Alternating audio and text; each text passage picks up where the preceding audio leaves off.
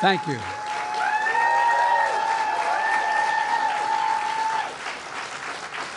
Thank you, thank you, thank you. Please.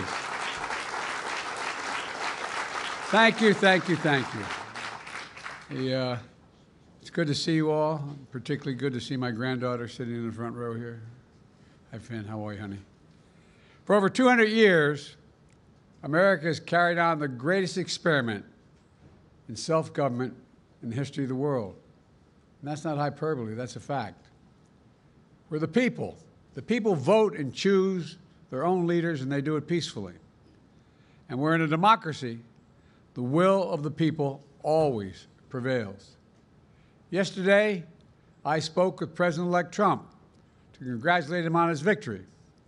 And I assured him that I'd direct my entire administration to work with his team to ensure a peaceful and orderly transition. That's what the American people deserve.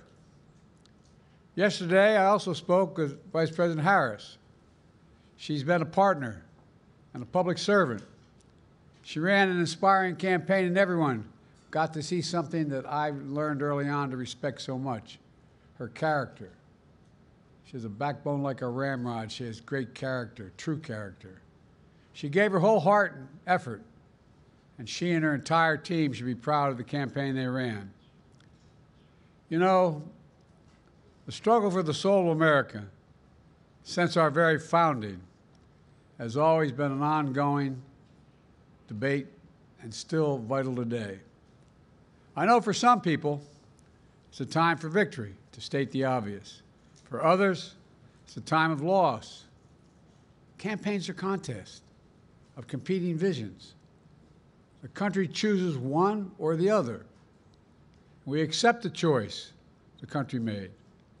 I've said many times, you can't love your country only when you win. You can't love your neighbor only when you agree.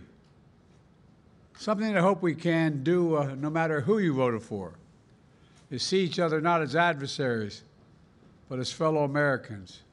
Bring down the temperature. I also hope we can lay to rest the question about the integrity of the American electoral system. It is honest, it is fair, and it is transparent.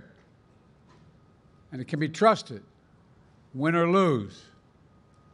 I also hope we can restore the respect for all our election workers who busted their necks and took risks at the outset. We should thank them. Thank them for staffing voting sites, counting the votes, and protecting the very integrity of the election. Many of them are volunteers who do it simply out of love for their country. And as they did their duty as citizens, I will do my duty as president. I'll fulfill my oath, and I will honor the Constitution. On January 20th, we'll have a peaceful transfer of power here in America. To all our incredible staff, supporters, cabinet members, all the people who've been hanging out with me for the last 4 years, God love you, as my mother would say, thank you so much. You put so much into the past 4 years. I know it's a difficult time.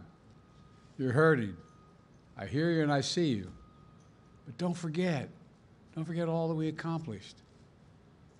It's been a historic presidency. Not because I'm president, because what we've done, what you've done. A presidency for all Americans. Much of the work we've done is already being felt by the American people, but the vast majority of it will not be felt over the next 10 years. We have legislation we passed that's just only now just really kicking in. We're going to see over $1 trillion worth of infrastructure work done, changing people's lives in rural communities and communities that are in real difficulty, because it takes time to get it done. And so much more it's going to take time, but it's there. The road ahead is clear, assuming we sustain it. There's so much we can get done and will get done based on the way the legislation was passed.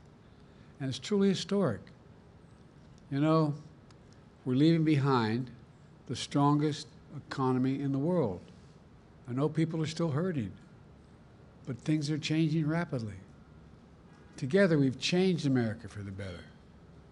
Now we have 74 days to finish the term, our term. Let's make every day count. That's the responsibility we have to the American people. Look, folks, you all know it in your lives.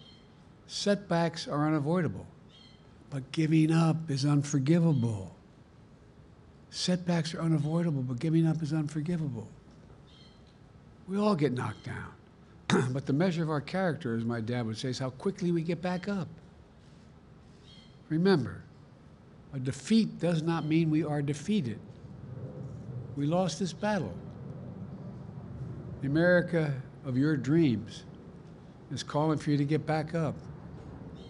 That's the story of America for over 240 years and counting. It's a story for all of us, not just some of us. The American experiment endures. We're going to be okay, but we need to stay engaged. We need to keep going. And above all, we need to keep the faith. I'm so proud to have worked with all of you. I really mean it. I sincerely mean it. God bless you all. God bless America. And may God protect our troops. Thank you, thank you, thank you.